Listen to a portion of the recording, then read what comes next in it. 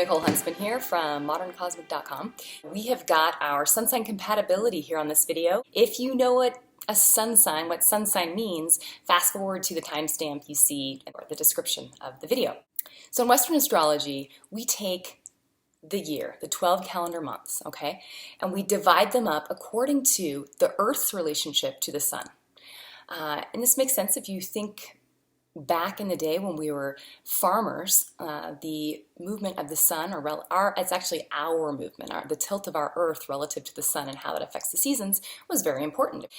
Springtime, time to plant, summertime to take care of and tend the fields, and of course fall time to harvest, and then winter was time to preserve the things that you had stored and make them last till spring again. Now, in astrology, we look at these 4 important dates that are repeatable, they happen every year, and they are the spring equinox, the summer solstice, the fall equinox, and the winter solstice, okay?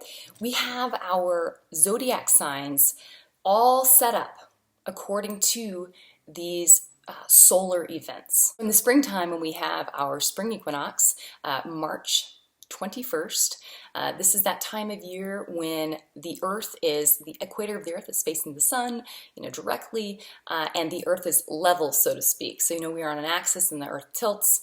At this point in the year, we're level. That's why you can spin an egg and it will spin. Now, that's the beginning of the zodiac year, and really should be the beginning of our year. It would make sense to have the time when we go from winter, where we have more darkness than light, to the time when it's equal. We have an equal amount of daylight and equal amount of darkness, and then we move into the time of the year, the spring, when we have more light and less darkness each day, okay, until we hit the summer solstice, where we have the most light, more light, and less of the darkness. So with the zodiac, your sun sign falls during a month between those 4 events. So your sun sign is going to fall into one of these segments, okay? We've got the 12 months divided up into 4, 1, 2, 3, 4, according to those solar events. And then in each of those sections, we have 3 zodiac signs, okay? Your sun sign is important in that it shows your general life force. If you think of the sun is the star in our solar system. It is the mass, the giant mass, relative to us anyway, that is holding our solar system together. Without the sun, without our star, we wouldn't be here, and if something happened to our sun, we would all die, we would perish. We eat food that's made from the energy of the sun. We are literally made of sun, which is pretty cool. Someone's sun sign shows you the basic premise upon which their personality is built. It's like a canvas that we're going to paint upon. It doesn't have any paint on it yet, it's just the canvas. Is it wood? Is it metal? Is it canvas? Is it a panel? Is it round? Is it square? How big is it? How little is it? The zodiac sign will sort of illuminate, and it will explain and make granular sort of this very basic part of what we have to work with, okay, with the personality. So it's the first step in building, when you're looking at an astrology birth chart, it's the first thing you look at because you're going to build upon it, all right? And then all the brushstrokes come with the moon and all the angular houses and the planets and the aspects between the planets. That's when it becomes a beautiful picture. But until then, it's just you're one of the 12 zodiac signs. This is very general. Sun signs are general. It's a general vibe. You've got someone who's kind of more of a feeler, someone who's more of a thinker. But there are all different types of feelers and there are all different types of thinkers, okay? We get that granularity by looking at the entire birth chart and by putting the 2 people together, okay? You can have a feeler and a thinker get together and be really happy if they've got other things in their birth chart that make nice compatibility interaspects. If for some reason your sun signs don't get along well, let's say we've got someone who is, let's say we've got a Capricorn and an Aquarius, very different energies. Capricorn's conservative, Aquarius is an iconoclast and does their own thing. On the surface, sun sign wise, these 2 aren't going to jive perfectly. But if you look underneath, maybe they have moons that are both in water, and it gives them an emotional warmth, or it gives them an emotional depth to the cooler Capricorn Aquarius facade. There's another thing you want to look at between your compatibility charts. There are several, but another important primary planetary aspect that you want to look at, or planetary placement, I should say, that you want to look at. And I'm going to talk about this at the end of the video, so stay tuned, watch the compatibility, and at the very end I'll explain to you how to find If your sun compatibility isn't great, there's another thing you can look at that will indicate whether or not the two of you are going to have long-lasting happiness together, or if it's going to be sort of a no-win battle, okay? All right, let's get on to our sun signs, and please leave me comments if you have questions, and this is going to be a lot of fun. Aries. Aries are our people born March 21st to April 19th. This is the first sign in the zodiac. These people are born during the time of the year when we're moving from the wintertime into the spring. So there's a vitality. There is an outgoing movement of energy, just like a plant would be blooming, a tulip would pop up through the soil. That's sort of the same thing that I see with an Aries.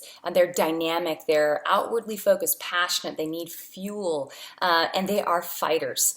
Now, Aries also, these are the independent soldiers of the zodiac. They're our protagonists. They're the first person, the individual setting out on this journey of the zodiac. And as you move through the different zodiac signs, you'll see how this journey progresses. Self-starters like Aries, a lot of times they're perfectly comfortable going it alone. They're quite comfortable in leadership roles. They prefer to be in leadership roles.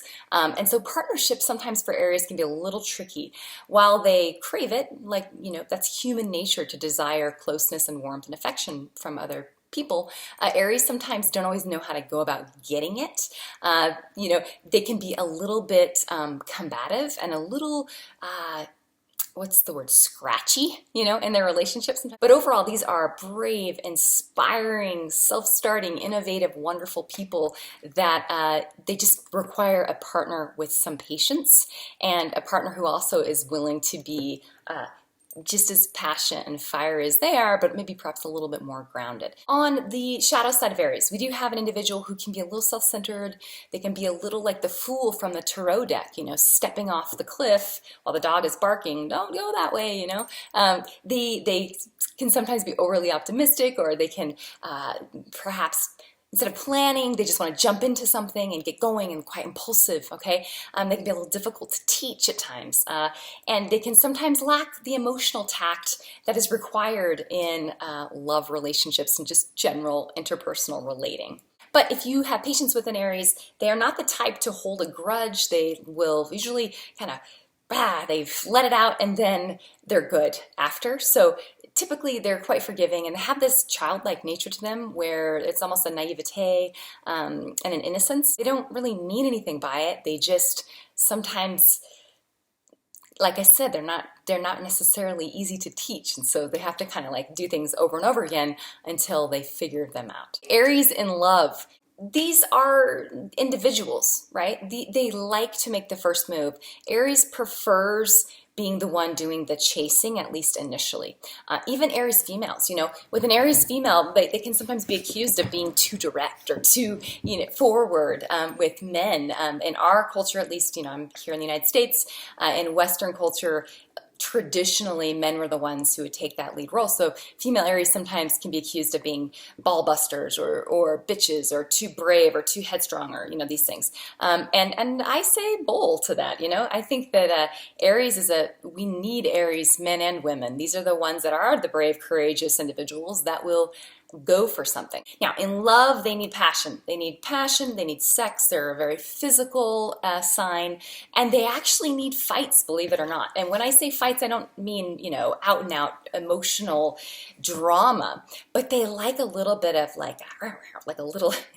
a little bit of a tension or friction in their relationships. They need that. If there was someone who doesn't really push back or lean back against them or was always pleasing them, they'll get annoyed and they'll get bored. And you don't want an annoyed, bored Aries, because you won't have them for long. They will be out of there, okay?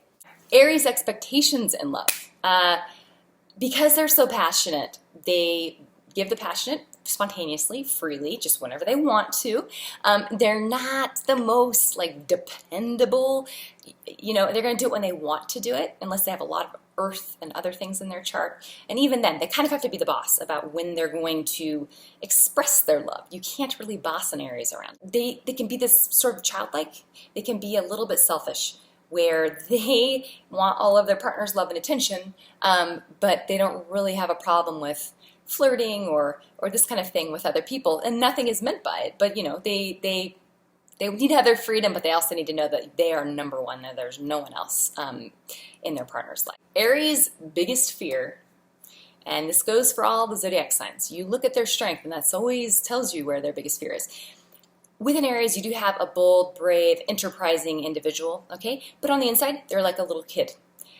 The reason they're bold and brave is because it just doesn't occur to them that there's going to be an issue with them just striking it out and doing their thing and saying what they think. And, you know, they haven't, it's almost like their soul hasn't had enough experience, it hasn't been battered around enough to have sort of learned this lesson. So their biggest fear is actually they're quite vulnerable on the inside. This is like a little kid on the inside, and really what they really want is love, affection, warmth, and belonging. And I suppose it's what most of us want, but because Aries puts on this whole facade of being brave and independent, not needing anyone, you sort of just assume they really are not needing anyone, but that's actually quite incorrect. So anyone who can recognize the innocence in an Aries and can give them their space to be themselves, but also that needs them. The person that is emotionally brave enough to say to an Aries, I need your bravery and courage to keep me safe, to protect me. That is a way to tap into the part of the Aries that, yes, the part that's vulnerable, but they can project that onto you. It's a way for them to protect in an indirect way their own inner vulnerabilities, okay? So it's a little trick. All right, so on to the compatibility. Cancer Sun. So Cancer, these are our folks born from June 21st through July 22nd. Cancer is traditionally the crab. That's the animal that we've used as the symbol for Cancer. I like to think of a turtle. I think a turtle is a more apt symbol because with the turtle, yes, the Cancer does have a little bit of a crunchy outer shell, right? And they like to pull themselves in when it's time to withdraw if they're in a situation where they feel threatened. But ultimately, it's also because they kind of carry their home around on their back.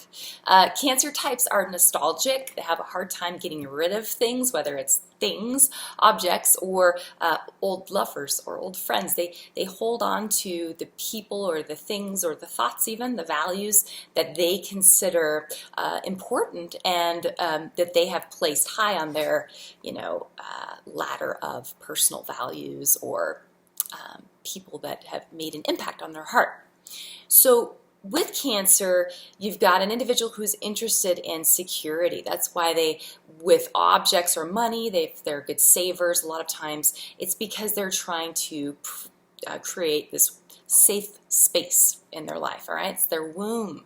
We associate Cancer with the home. We associate Cancer with, it's a more of an introverted expression, okay? So Cancer is a lot of times, if you had a pure Cancer, this is someone very sensitive and they are intuitive about where someone else is at emotionally, and they won't necessarily say anything. A lot of times they'll just see you and they'll notice you, and perhaps they're like sponges. They'll take things in, they'll take information in without you really maybe even knowing that they're taking it in, and then it will come back out later. They'll see you sort of repeat a pattern and they'll see, oh, okay, this person's experiencing this, and they'll come give you a hug, or they will touch you, or they will offer to make you a meal, or, this is a Cancer thing. They're really sensitive to noticing these patterns in other people's emotional behavior. Even if you have a Cancer with an airy or an earthy moon, there's still this sponginess to them. So on the high side with Cancer, we've got someone who is sensitive to others. We've got someone who does have a strong ambition. Their desire to create security feeds their drive. It feeds their career ambitions many times. You've got someone warm and affectionate. They have a nostalgic kind of nature to them. They can be sentimental in a way, so it depends on, of course, the entire chart, but a lot of times Cancers, they're pack rats in a way, whether it's that they collect a certain, okay, so for example, my mom, she's a gardener, and she plants anywhere she's lived, that she's always had these beautiful flowers and whatnot, and she kind of collects plants, she collects them and puts them around her and makes this little plant home, and then she of course takes care of them. That's very Cancer, that hobby of hers. And then my boyfriend, for example, when he travels a lot for work. He'll keep his flight his flight tickets or his receipts, and he'll use them in his books as little bookmarkers, and they're little mementos to remind him of the trip, and they're also something he's keeping physically around him. So that's kind of Cancer high side, but they're little pack rats in a way. But there's a nostalgic quality or sentimental nature to it.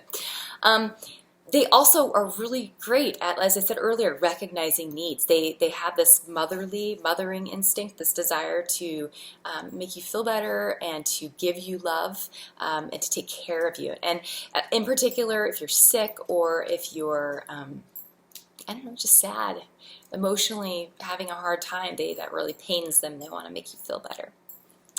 So on the low side with the Cancer, they can be, because they're, like I said, there's this introverted expression of their life force. They can sometimes appear to be aloof or cold or standoffish. And they kind of are. Remember, like the crab with his little shell and his pinchers, like he's like, ah. But really, a crab on the inside is mush, right? So they're protecting. They sometimes will stand back and sort of hang back, see if they're safe and secure in a situation, and then they'll interject themselves. So they have a, there's an introversion there of their self-expression. They can sometimes withdraw from conflict. A lot of the water signs, when there is heavy-duty fighting or a conversation that needs to happen that's not a comfortable conversation, water signs can sometimes withdraw. They check out, they back off, and they move away from the fight. Even if you have someone that's quite aggressive in other ways, they can sometimes, when their personal values are crossed, like in work and things like this, they can sometimes pull back and be a little passive aggressive. So that's something that Cancers, are known for. And it's almost because it's like, they don't want to be hurt also, of course, but it's also, they pull back from the fight a little bit, and then they have to kind of regather themselves. And then many times they'll come back. So in a relationship, my puppy's being crazy. Oh my gosh. In a relationship with a Cancer, you just have to, sometimes they do just need that time too, where they're introverted and they're doing their own thing. So just let them do it, and they'll come back out. They'll turtle their heads back out. They can be a little bit slow to open up. It also goes with the need for security. They can be moody. They can be broody like a broodmare, kind of goes along with the motherly aspect. They have times in their life where they need to introvert, pull back, and just, be to themselves so they can process things. And just let them do it. They'll come back out. So, Cancer in love. Now, Cancer is our zodiac sign that is sort of the most in flux. It's ruled by the moon, and our moon is constantly changing in our sky every couple of hours even, right? It's moving, and it's changing every second. It's moving to some degree every second. So Cancer is the same. Cancer, and because also think of the moon, how we can see one side of the moon and the other side is in total darkness. This is like the Cancer's emotional nature in a sense. There's a polarity there. There's an up and down nature to it. There are times when the Cancer just really needs to, as I said earlier, they need to be inside of themselves, okay? Now, a Cancer with a really good partner would be someone that recognizes that and protects that in the Cancer. And my boyfriend, who's Cancer, has a quote that I love, and I'm gonna ruin it, but it's something about when you love someone, it's your job, it's your duty to protect the solitude of the partner. And that is the perfect quote for a Cancer to hold as their ideal quote about what ideal love looks like. It's your job to protect your partner's space and their feelings, and also it's your job to provide them with a little womb where they can truly open up and emotionally give you what they have to give and receive what you have to give to them. They are very deep people, and their ability to love can be overwhelming, even or I should say astounding is a better word. It can be astounding because it's really strong and deep, like the ocean, which is one of Cancer's rulerships. So Cancers, their expectations in love. Cancers are interesting. So while they have that introversion need, they also really enjoy having their partner physically around them. Whether they're kind of at home or just like running errands, they like being with their partner. There's a comfort there to having that other person physically close to them. It's a grounding kind of a comfort. And it's home. It's like their home. So at home, obviously, being with you, but then also just going out and doing things together. That's something they enjoy because it's like taking their little home with them. Remember, they're sentimental. They like to hold on to things. And so if you're their partner that they love, then they'll want to like be with you. They'll want to have you with them. So safety and security is also really important to the Cancer. They expect their partner to be loyal and to be devoted to them.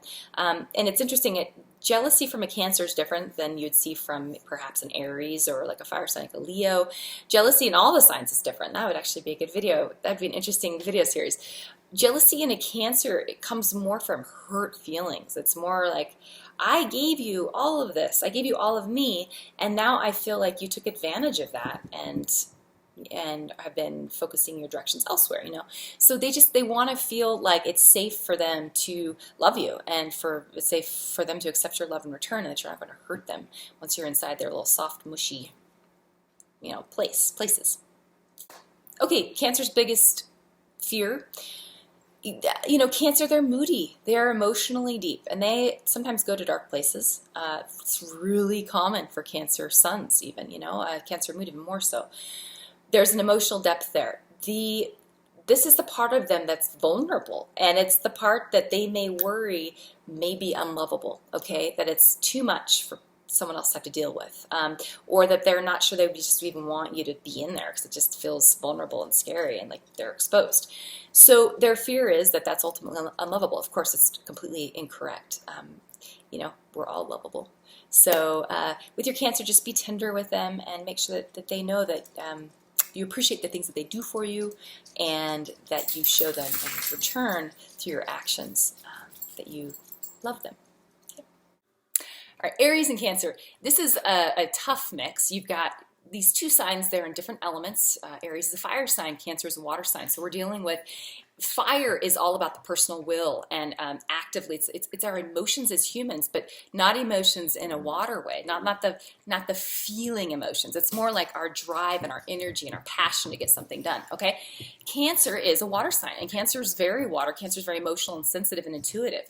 Cancer will have this desire to care for the Aries, okay? And what's going to initially draw these two, attract these two, or repulse these two from one another, repel these two, would be that sort of energy of the Cancer coming to the Aries aid, in a sense. Emotionally, though, the poor Cancer is going to be left sort of in the cold. Cancer feelings they're moody, they're cyclical, they're broody, and that Aries can have a tendency to not understand that and to be sort of selfish about not taking care of that Cancer's heart. So unless you've got, again, you know, an Aries and a Cancer that are more evolved, then this can work. And also if you've got two individuals who have compatibilities in other parts of their charts, which we'll talk about at the end of this video, then you're better off. But otherwise, it's not my favorite mix. Long-term interaction between these two. This is a very different, these two are quite different from one another. This can work. Again, if you've got, in particular, I like Aries male with Cancer female more than Aries female with Cancer male. Aries female with Cancer male, unless that Aries has a lot of water in her chart and that Cancer has a ton of earth or air or something to sort of cool and to how would you say, to ground his emotions, and also to strengthen him, she's going to step all over him and emasculate him over and over and over again. Now with Aries male to Cancer female, this can work if that Aries male can not always be taking from the Cancer. Okay, she's the type where she would take care of his needs, and if he's hurting her feelings and not sensitive to her feelings, she is going to withdraw from the relationship, and can become quite passive-aggressive. There's silent treatment. There's even behavior, that revenge-type behavior and things like this can happen with a Cancer female to an Aries male. Specific areas of conflict and harmony. Both of these signs really want passion. They want it from different places, though. Aries likes passion, just spontaneous, quick, hot, fiery, sexy passion. And Cancer is more about sort of that deeper emotional passion, that connection between two people.